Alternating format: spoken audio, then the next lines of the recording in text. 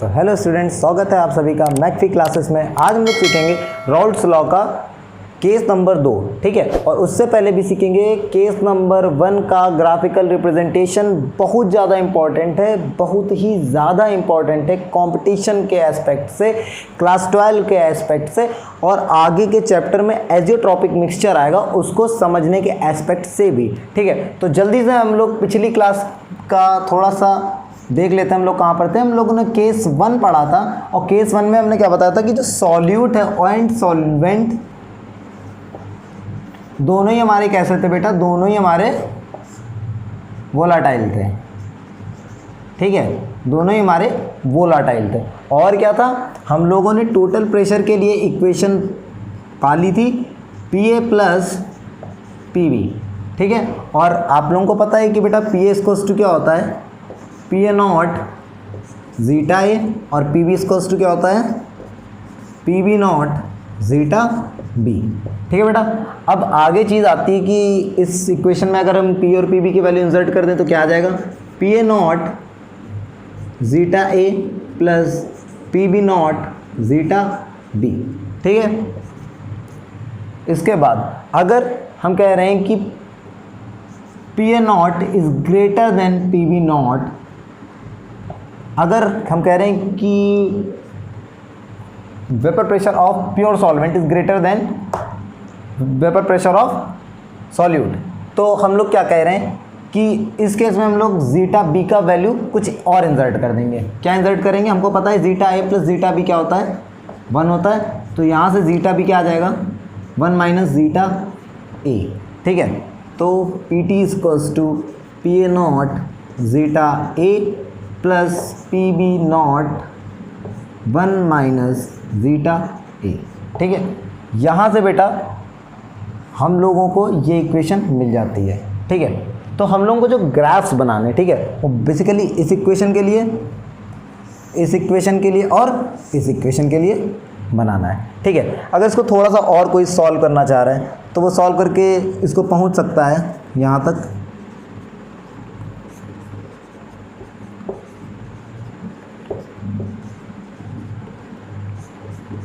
अब यहाँ से अगर आप जीटा ए कॉमन ले रहे हो तो यार ये P B naught equals to P B naught plus zeta A P A not minus P B naught, ये पी टी की वैल्यू आ जाएगी हमारे पास। और अगर हम लोग यहाँ पर जीटा बी की वैल्यू, जीटा ए की वैल्यू इस इक्वेशन में रख दें, ठीक है, जीटा बी की जगह, तो यहाँ से हमारे पास क्या आ जाएगा, पी टी इक्वल्स टू, बेटा यहाँ से हम लोग अगर जीटा ए की वैल्यू निकालना चाहें तो क्या आ सकती है, जीटा ए की वैल्यू आ जाएगी 1 माइनस जीटा बी। सो यहाँ से हम लोग क्या लिख सकते हैं इसको, P A not 1 minus zeta B. Zeta B आपको याद होगा यार, मोल फ्रैक्शन ऑफ सॉल्यूट था, ठीक है। जीटा है मोल फ्रैक्शन ऑफ सॉल्वेंट है, वो बहुत ही ज़्यादा क्लियर रखना। This is zeta, zeta for mole fraction of course, ठीक है।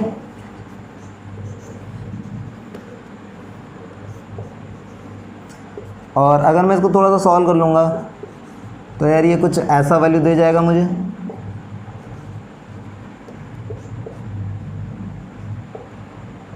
ठीक है। अभी हम लोग क्या करने वाले हैं यार, यहाँ से जीटा भी कॉमन लेने वाले हैं प्लस का, और ये हो जाएगा P B naught minus P A naught, ठीक है। सो बेसिकली जो हमें ग्राफ प्लॉट करना है, ठीक है, वो हमें सिर्फ इस इक्वेशन के लिए, इस इक्वेशन के लिए और इस इक्वेशन के लिए प्लॉट करना है। आप फटाक से इतना नोट कर लें, ठीक है, वीडियो को पॉज करके, मैं तब तक किनारे हूँ।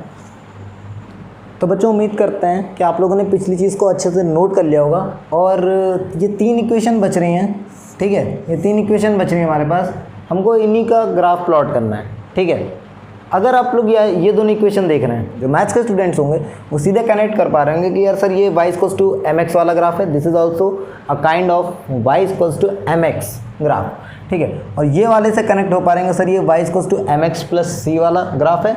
y इक्वल्स टू mx जो ग्राफ होता है that line passing through origin होता है, और ये कैसे होता है, and this is y equals to mx plus c, ठीक है।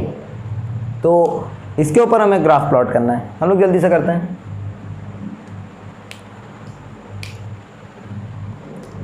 तो बच्चों देखो,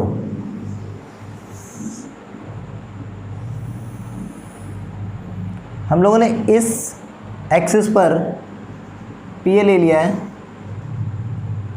ठीक है, इस ग्राफ के लिए, और इस एक्सिस पर जीटा ए ले लिया है, ठीक है बेटा। इस एक्सिस पर मैंने पी ए ले लिया है, इस एक्सिस पर जीटा ए ले लिया। अब आप देखो, अगर इस इक्वेशन में आप जीटा ए को 0 डालते हो तो पी ए क्या हो जाएगा? So P A equals to 0 हो जाएगा, implies that P A equals to 0, ठीक है। सो अगर जीटा ए की वैल्यू यहाँ पर कितनी होगी? 0 होगी। सो हमारा जो पी ए होगा वो यहाँ पर कितना हो जाएगा? 0 ही हो जाएगा, ठीक है। अच्छा, मान लो यार कि आप यहाँ पर जीटा ए को 1 डाल देते हो, ठीक है। अगर आप जीटा ए को 1 डाल देते हो तो यहाँ से हमारा वैल्यू क्या आ जाएगा? P A equals to, implies that P A equals to P A naught, ठीक है। तो यार हम यहाँ पर जीटा ए इक्वल्स टू 1 ले लें, ठीक है। तो हमारे पास यहाँ पर कोई पॉइंट आ जाएगा पी ए नॉट। अब हमको 2 पॉइंट मिल गए, ये और ये। अगर हम इसको मिला दें तो हमें y equals to M X type का लाइन मिल जाएगा यार, ठीक है। अच्छा, अब देखो बेटा, हमको बहुत अच्छे से पता है कि zeta A plus zeta B क्या होता है? 1 होता है, ठीक है। तो अगर जीटा ए 0 है तो यहाँ पर 0 रखोगे तो जीटा भी कितना आ जाएगा? 1 आ जाएगा। तो बेटा यहाँ पर हमारे पास जीटा भी कितना बन जाएगा? 1 बन जाएगा। और जीटा बी यहाँ पर कितना बन जाएगा? अगर ये 1 है, मोल फ्रैक्शन का सम हमारा 1 से ऊपर कभी नहीं होता है, तो अगर ये 1 है तो इसको अपने आप क्या हो जाना पड़ेगा? 0 हो जाना पड़ेगा, ठीक है। सो हम इस इक्वेशन में यही काम करेंगे, ठीक है। इसको मैं अलग से लिखे दे रहा हूँ, P B equals to P B naught zeta B, ठीक है। तो यार देखो बेटा, अगर आप जीटा बी को एक दफ़ा 0 डाल देते हो, इम्प्लाइज करेगा कि पी बी बराबर हो जाएगा 0 into P B naught, that is 0, ठीक है। तो हम देख रहे हैं कि अगर जीटा बी 0 है तो पी बी भी हमारा क्या हो जाएगा? 0 हो जाएगा, ठीक है। और अगर हमने जीटा बी को 1 डाल दिया तो बेटा हमारा पी बी क्या हो जाएगा? पी बी नॉट के इक्वल, ठीक है। सो देखो बेटा, यहाँ पर हम लोग मान के चल रहे हैं यार कि सर पी ए नॉट जो है ग्रेटर है पी बी नॉट से, ठीक है। सो हम लोग पी बी नॉट का वैल्यू इस पॉइंट से कुछ नीचे बनाएंगे, ठीक है। यहाँ पर मान लो बना ले रहा हूँ मैं, इसको मैं पी बी नॉट कह दे रहा हूँ, ठीक है। और ये 2 पॉइंट्स हमको मिल गए हैं, इन दोनों के बीच में हम लाइन खींच देंगे, ठीक है। तो this is also a straight line, ठीक है। स्ट्रेट नहीं दिख रही है, हो सकता है थोड़ा सही कर लें, ठीक है। सो अब बात क्या आ रही है यहाँ पर? सो अब बात क्या आ रही है कि जो हमारी लास्ट इक्वेशन है ये वाली, इसको एक दफ़ा हम लोग देख लेते हैं जल्दी से कि यार P T equals to P A not zeta A plus P B not 1 minus zeta E. So अगर हम लोग इस इक्वेशन में जीटा ए को एक बारी 0 डाल देते हैं तो आप लोग देखेंगे कि पी टी कितना आ जाएगा? पी बी नॉट के बराबर, ठीक है। पी बी नॉट कहाँ है हमारे पास? यहाँ है, ठीक है। तो अगर जीटा ए 0 कहाँ है हमारा? यहाँ पर है। तो इस एक्सिस पर हम लोग ऊपर गए तो हमारा पी बी नॉट कितना, जीटा ए पर पी बी नॉट आ गया पी टी के बराबर, जो टोटल प्रेशर है वो पी बी नॉट के बराबर आ गया, ठीक है। चलिए एक बार आप इस इक्वेशन में zeta A equals to 1 put कर दीजिए, तो ये this is 1 and this is 1 minus 1 0। सो पी टी आ जाएगा हमारे पास पी ए नॉट के इक्वल, ठीक है। तो जीटा ए इक्वल्स टू 1 का है यहाँ पर, ठीक है। सो इस एक्सिस पर हम क्या बना दें? पी ए नॉट, ठीक है। पी टी जो है इसी पॉइंट के बराबर हो जाएगा। तो हमारे पास फिर से एक दफ़ा पी टी के लिए भी 2 पॉइंट्स मिल गए, हम इन 2 पॉइंट्स को ज्वाइन करा दे रहे हैं, ठीक है। सो यहाँ से मेरे पास पी टी के लिए इक्वेशन आ गई P A plus P B, ठीक है, ये 2 पॉइंट्स थे, हमने इन दोनों पॉइंट्स को ज्वाइन करा दिया और मेरे लिए पीटी के लिए इक्वेशन आ गई है। ठीक है, आप इस ग्राफ को बेटा बहुत अच्छे से बार बार बनाएं, बार बार इसको बनाना सीखें। ठीक है, यहाँ पर हम दिखा दे रहे हैं इसे पी बी। ठीक है,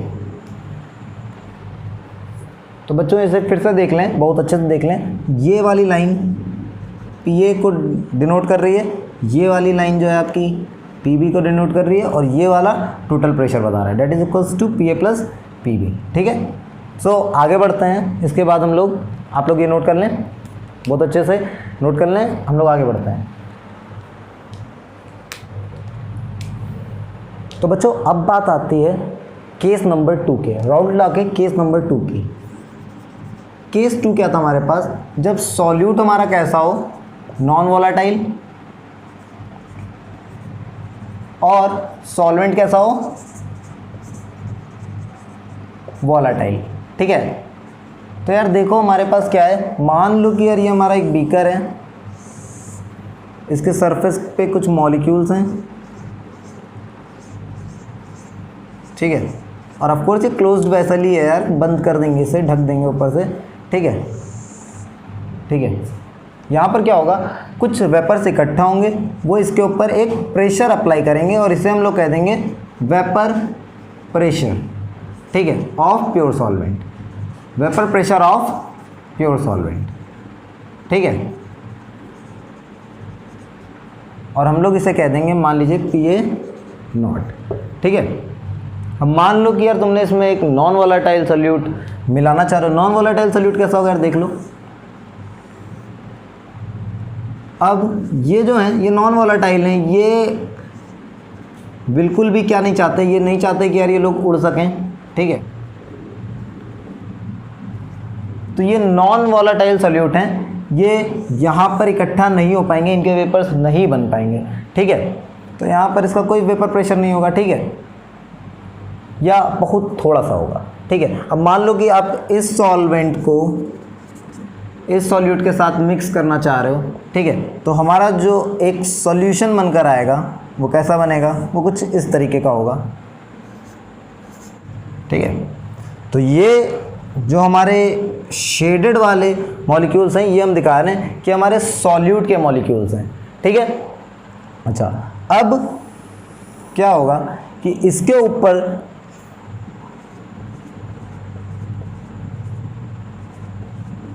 जो पार्शियल प्रेशर ऑफ ए होगा, दैट इज पी ए, वो इससे हमेशा कम होगा। P A not is always greater than P A, ये हमेशा कम होगा। बेटा यहाँ से हमेशा ज़्यादा वेपर्स बनेंगी। ठीक है, देखिए सरफेस पर ज़्यादा सॉल्वेंट के मॉलिक्यूल्स हैं और सॉल्वेंट हमारा कैसा है, वोलेटाइल है। ठीक है, तो यहाँ ज़्यादा वेपर्स बनेंगी तो ज़्यादा वेपर प्रेशर मिलेगा। यहाँ पर क्या हो रहा है कि सरफेस पर कुछ सॉल्यूट के भी मॉलिक्यूल्स हैं, तो ये लोग रास्ता रोकेंगे इसका, यहाँ पर ज़्यादा मॉलिक्यूल्स इसके होंगे। ठीक है, और ये प्रेशर भी अप्लाई ज़्यादा करेगा बजाय कि इसके। ठीक है, अच्छा, अब हम लोग क्या बात करते हैं कि P A not greater than है पी ए से। और ठीक है, तो यार यहाँ से हमको एक और चीज़ पता है कि P A equals to P A not zeta A. साथ ही साथ हमको ये भी पता है कि चेंज इन प्रेशर कितना आ रहा है। ठीक है, वो क्या हो जाएगा, P A not minus P ए। ठीक है, तो यार पी ए नॉट का हम लोग ऐसे ही लिखा रहने दो, पी ए का वैल्यू हम लोग डाल दें, P A not minus zeta A. ठीक है, अब अगर पी ए नॉट को हम लोग कॉमन ले लेते हैं तो ये आ जाएगा 1 माइनस जीटा ए। ठीक है, या फिर कह दें कि delta P equals to P A not 1 minus zeta A को हम लोग लिख सकते हैं जीटा बी। बेटा हमको पता है ना zeta A plus zeta B क्या होता है, 1 होता है। सो 1 माइनस जीटा ए क्या हो जाएगा, जीटा बी। ठीक है, अब अगर हम लोग डेल्टा पी के अपॉन में पी ए नॉट को लेकर जाते हैं तो ये आ जाएगा हमारे जीटा बी के बराबर। And this is also called relative lowering in vapour pressure. ठीक है, तो केस 2 ही साथ में ही आपको relative lowering in vapour pressure भी सिखाता है। ठीक है, यहाँ से हम क्या देख रहे हैं, delta P upon P A naught equals to zeta B, या फिर अगर मैं डेल्टा पी की वैल्यू डाल दूँ तो ये हो जाएगा, हम लोग यहाँ लिख रहे हैं P A not minus P A, यही तो है डेल्टा पी का वैल्यू, अपॉन में P A naught equals to zeta B. यही था relative lowering in vapour pressure का भी कॉन्सेप्ट कि sir relative lowering in vapour pressure, relative lowering in vapour pressure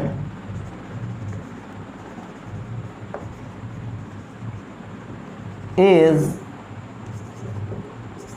equal to mole fraction of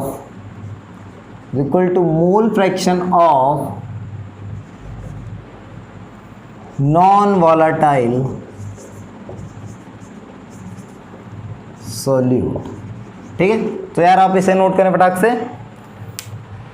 सो बेटा relative lowering in vapour pressure that is P A not minus P A upon P A not आया था mole fraction of solute, ठीक है, जो कि बराबर होता है number of moles of solute B upon total moles, ठीक है, N A plus N B. तो ये हमारा टॉपिक हो गया था। इसके बाद यार हम लोग नए टॉपिक की शुरुआत करते हैं, factors affecting solubility of gaseous solute. हमारा जो सॉल्यूट कैसा है, वह गैसियस, ठीक है, और लिक्विड सॉल्वेंट, ठीक है, लिक्विड सॉल्वेंट है, ठीक है। तो अब हम लोग क्या करना चाह रहे हैं, हम लोग ये लिक्विड सॉल्वेंट में गैसियस सॉल्यूट को मिलाना चाह रहे हैं, उसका सॉल्यूशन बनाना चाह रहे हैं। तो इसको कौन सी चीज़ें अफेक्ट करेंगे, ठीक है। सबसे पहले बात आती है नेचर ऑफ गैस की। तो बेटा अगर पोलर गैस है तो पोलर सॉल्वेंट में आसानी से डिसॉल्व हो जाएगी, नॉन पोलर गैस है तो वो नॉन पोलर सॉल्वेंट में आसानी से डिसॉल्व होगी, ठीक है। जैसे कि HCl है यार, हाइड्रोजन की इलेक्ट्रोनिगेटिविटी बहुत ही कम और क्लोरीन की इलेक्ट्रोनिगेटिविटी बहुत ही ज़्यादा। इलेक्ट्रोनिगेटिविटी में डिफरेंस है, इसका मतलब ये पोलर कंपाउंड है, ठीक है। तो अब ये किसी पोलर सॉल्वेंट में आसानी से घुल जाएगी, ठीक है। जैसे वाटर क्या है, वाटर भी तो यार एक पोलर सॉल्वेंट है, वाटर भी तो एक पोलर सॉल्वेंट है। तो ये HCl इसमें आसानी से घुल जाएगी, ठीक है। लेकिन वाटर में अगर मैं कहूँ N2 और O2, तो N2 और O2 इसमें इतनी आसानी से नहीं घुल सकेगी, ठीक है। इसके बाद बात आती है बेटा टेम्परेचर की। बहुत आसानी से याद रखें कि टेम्परेचर हमेशा सॉल्युबिलिटी बढ़ाने के लिए कम रखना चाहिए। आप जितना कम टेम्परेचर रखोगे सॉल्युबिलिटी उतनी ही ज़्यादा होगी, ठीक है। सो देखो यार, अगर हम लोग लिक्विड और गैस को मिला रहे हैं, देखो लिक्विड सॉल्वेंट और गैसेस सॉल्यूट को हम लोग मिला रहे हैं, तो ये एक एक्सोथर्मिक प्रोसेस है। यार आप लोगों ने अगर ली चैटलियर प्रिंसिपल पढ़ा हुआ है 11th क्लास में, तो वो यही कहता था अगर रिएक्शन हमारी एक्सोथर्मिक है, डेल्टा H हमेशा एक्सोथर्मिक रिएक्शन के लिए नेगेटिव होता है। तो आप क्या करोगे, उस रिएक्शन का टेम्परेचर घटा दो अगर आपको प्रोडक्ट की ज़्यादा चाहिए, ठीक है। तो हम लोग एक्सोथर्मिक रिएक्शन में टेम्परेचर वैसे ही घटा देना चाहिए। अगर वहाँ से नहीं जान पा रहे हो तो फिर यहाँ से समझो बेटा, डेल्टा H इसके लिए निगेटिव होगा हमेशा ही हमेशा, ठीक है, क्योंकि एक्सोथर्मिक प्रोसेस है, लिक्विड प्लस गैस है, एक्सोथर्मिक प्रोसेस होगी, हीट निकलेगी, ठीक है। तो डेल्टा H कैसा हो जाएगा, निगेटिव, ठीक है। गैस की रैंडमनेस जो है ये यहाँ पर घट रही है, ठीक है। फिलहाल अभी गैस फ्री है ऊपर, जैसे ही इसमें ये घुलना शुरू होगी इसकी रैंडमनेस कम हो जाएगी, तो डेल्टा H कैसा हो जाएगा, निगेटिव, यानी एंट्रोपी इसकी कैसी हो जाएगी, निगेटिव। अच्छा, ये हमारी इक्वेशन जो है इसमें डेल्टा G का वैल्यू निगेटिव आना चाहिए रिएक्शन को स्पॉन्टेनियस होने के लिए, ठीक है। तो अगर हम लोग यहाँ पर डेल्टा H को ले लें निगेटिव और यहाँ पर ले लें डेल्टा S को निगेटिव, सो ओवरऑल जो टर्म है हमारा ये निगेटिव ही रहेगा और ये निगेटिव निगेटिव पॉजिटिव हो जाएगा। तो हमें कैसे भी करके इस वाले टर्म की वैल्यू छोटी रखनी है कि ओवरऑल डेल्टा G हमारा बड़ा हो जाए, ठीक है। डेल्टा G जो है हमारा वो ओवरऑल निगेटिव हो जाए, ठीक है। तो हम लोग यहाँ पर क्या करेंगे, T के वैल्यू को कम कर देंगे जिससे डेल्टा G निगेटिव बन जाएगा, ठीक है। और ये जो हमारी रिएक्शन है वो स्पॉन्टेनियस हो जाएगी डेल्टा G के निगेटिव बनने से, ठीक है। हमारा टेम्परेचर के ऊपर फैक्टर हो गया। अगला फैक्टर है हमारा प्रेशर। आप लोग इतना नोट कर लें, फिर हम लोग प्रेशर की बात करते हैं। तो बेटा अब अगले इफेक्ट की बात करते हैं, डेट इज़ प्रेशर। ठीक है, हम लोग अगर प्रेशर बढ़ा रहे हैं तो सॉल्युबिलिटी हमेशा ही हमेशा बढ़ेगी। ठीक है, अगर हम लोग प्रेशर बढ़ाते जा रहे हैं तो सॉल्युबिलिटी हमेशा बढ़ती जाएगी। ठीक है, सो यहाँ से हम लोग कह सकते हैं कि यार जो प्रेशर है वो डायरेक्टली प्रोपोर्शनल होगा मोल फ्रैक्शन ऑफ सॉल्यूट के। ठीक है, और यहाँ से एक हेडिंग हमको निकल कर भी मिलती है, हेनरी लॉ बहुत ज़्यादा इंपॉर्टेंट हेडिंग है। ठीक है, Raoult's law and Henry law are both most important heading of this chapter. ठीक है, सो यार यहाँ से हम लोग हेनरी लॉ में भी यही हम लोगों को बताया गया है कि sir partial pressure applied on any gas, किसी भी गैस के ऊपर अप्लाई हुआ पार्शियल प्रेशर डायरेक्टली प्रोपोर्शनल होता है उस गैस के उस लिक्विड में प्रेजेंट मोल फ्रैक्शन के। ठीक है, सो यहाँ से हम लोग कह सकते हैं यार P directly proportional to zeta B. ठीक है, और प्रोपोर्शनलिटी के साइन को हटाकर एक कांस्टेंट ले आएंगे, P equals to K H zeta B. ठीक है, के एच है हमारा क्या है, हेनरीज कांस्टेंट, जीटा बी क्या है, mole fraction of solute, and P क्या है, प्रेशर है। यार जो भी मैथ्स के स्टूडेंट हैं वो यहाँ से कनेक्ट कर पा रहे होंगे कि P equals to K H zeta B है, ये Y equals to M X line दिखा रहा है, और ये क्या लाइन है, equation of line passing through origin. तो यार अगर हम लोग इसका ग्राफ बना रहे हैं तो ये देखो वाई एक्सिस पर मैंने पी प्रेशर ले लिया, एक्स एक्सिस पर मैंने जीटा बी ले लिया, तो जो इसका स्लोप है लाइन का डेट इज एम। ठीक है, ये क्या दिखा देगा, हेनरीज कांस्टेंट डेट इज के एच। ठीक है, तो यहाँ से हमारा ये इक्वेशन क्लियर हो जाता है। ठीक है, अच्छा इसी के साथ आप लोग हेनरी लॉ को बहुत अच्छे से रट लो कि sir partial pressure applied on any gas is directly proportional to its mole fraction present in liquid. ठीक है, अच्छा साथ ही यार ये देखो कि अब अगर इस इक्वेशन में P equals to K H zeta B में अगर मैं प्रेशर को कांस्टेंट कर दूं तो जीटा बी क्या हो जाएगा, inversely proportional to K H, और जीटा ई बी क्या है, हमारी सॉल्युबिलिटी ऑफ गैस है। ठीक है, तो अगर के एच को हम बढ़ा रहे हैं तो जीटा बी घट जाएगा, जीटा बी घट जाएगा नहीं सॉल्युबिलिटी घट जाएगी।